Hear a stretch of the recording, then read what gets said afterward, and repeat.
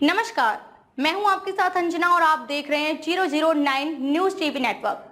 चलिए शुरुआत करते हैं आज की खास खबर से। नमस्कार, मैं हूं उपासना और आप देख रहे हैं 009 टीवी नेटवर्क बिहार। आज और कल INDIA अलायंस की एक अहम बैठक मुंबई में हो रही है। देश के भविष्य का एक बड़ा फैसला होने वाला है। 2024 में आखिर कौन बनेगा भारत का प्रधानमंत्री?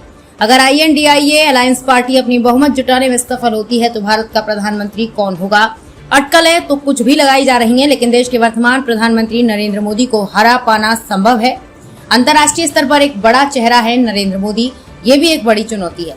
इंडिया अलायंस के सामने जहां देश की दो बड़ी पार्टियां भारतीय जनता पार्टी एवं कांग्रेस पार्टी आमने सामने है, वहीं कुछ और पार्टी बसपा बहन मायावती जी, मुकेश सहनी, अनुप्रिया पटेल, प्रशांत किशोर जैसे चेहरे भी सामने हैं।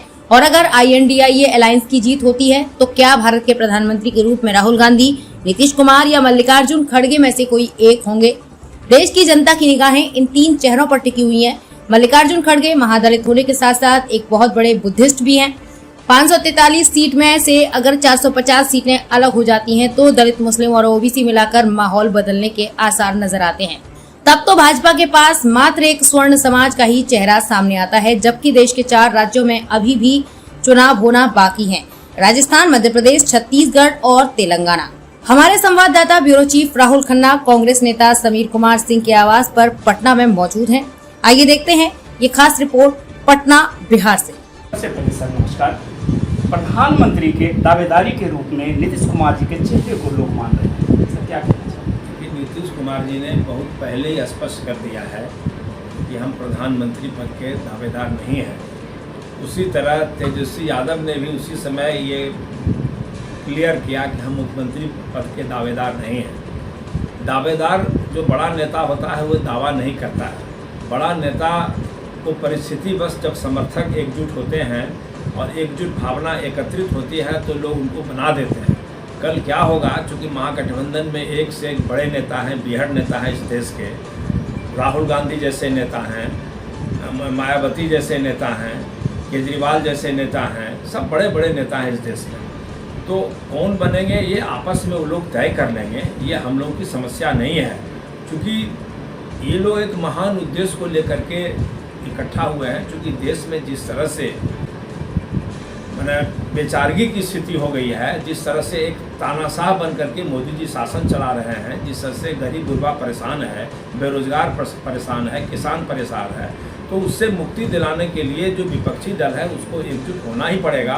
और इसी मंशा से देश को बचाने के लिए और मोदी राज को ख़त्म करने के लिए ये गठबंधन बनी है। इस गठबंधन में कोई भी नेता प्रधानमंत्री पद का दावेदार नहीं है। हमारे राहुल गांधी जी ने भी स्पष्ट कर दिया है कि हम प्रधानमंत्री पद के दावेदार नहीं हैं। उसी तरह नीतीश बाबू ने भी ये इंडिया अलायंस में मायावती जी का नाम अभी तक नहीं आ रहा, क्या? देखिए, मायावती जी अगर भारतीय जनता पार्टी के खिलाफ आएंगी सामने तो मैं समझता हूँ, मेरा जो तजुर्बा कहता है, उनको निश्चित रूप से इंडिया में स्थान मिलेगा, सम्मान मिलेगा। अब उनको फैसला लेना है कि किस राह पर वो चलने के लिए तैयार हैं। एक तो सांप्रदायिक शक्ति का राह है और एक जो है सो देश में जो बदलाव के बयार बह रही है इंडिया गठबंधन, उसमें जाना है। उनको तय करना है। हम जो समझते हैं कि अगर वो इंडिया गठबंधन में आएंगे तो इंडिया गठबंधन में उनको शामिल न किया जाए, बल्कि स्वागत के साथ उनको शामिल किया जाए। सर अब बिहार के इनको तो अपना ट्वीट थपथपाना चाहिए था कि हमारे बिहार के वैज्ञानिकों ने चंद्रयान की लैंडिंग की, तो नरेंद्र मोदी जी वो जो अपना ट्वीट थपथपा रहे हैं, नीतीश कुमार जी को अपना ट्वीट थपथपाना चाहिए था। सर क्यों नहीं थपथपाए? नीतीश कुमार जी ने बाद में बहुत सारा चीज़ कहा है और नीतीश कुमार जी बड़े संवेदनशील मुख्यमंत्री हैं। उनको भी गर्व है और हम सबको गर्व है कि बिहार के साइंटिस्ट ने इस तरह से नाम मान हमारा बढ़ाया है। और बिहार में तेज है लोगों में, बिहार में बुद्धिमान नौजवान हैं।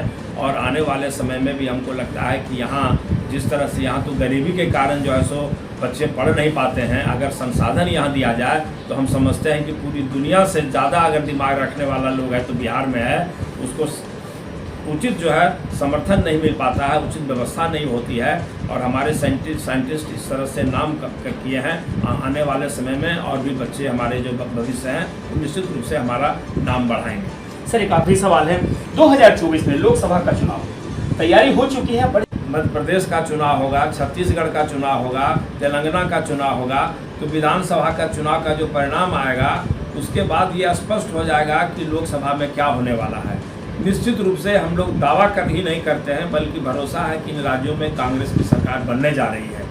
तो मोदी जी की परेशानी लगातार बढ़ रही है, क्योंकि जहां भी भारतीय जनता पार्टी का राज है, केंद्र से लेकर के जिन राज्यों में, वहां भ्रष्टाचार का बोलबाला है, कमीशन खोरी चल रही है। तो स्वाभाविक है कि गरीब गुरबा जनता को कोई फायदा नहीं मिल रहा है। ये उज्ज्वला योजना जो है सो पूरी तरह विफल हो गया, और सिलेंडर जो बड़े पैमाने पर होता है। सर, सीजन घोटाला भागलपुर की है, बिहार की, कहीं ना कहीं आपकी जो महागठबंधन की सरकार रही है उसमें आरजेडी है, कांग्रेस है, जदयू है, जनता दल यूनाइटेड है, तीनों चारों, और अभी जो अलायंस बनी है उसमें सर 26 चेहरे और नए आ गए हैं, आगे आने की उम्मीद भी है। तो क्या लगता है कि ये जो करप्शन है, भ्रष्टाचार है, जो घोटाला है, जब इंडिया की सरकार बनेगी तो क्या सर नहीं होगा?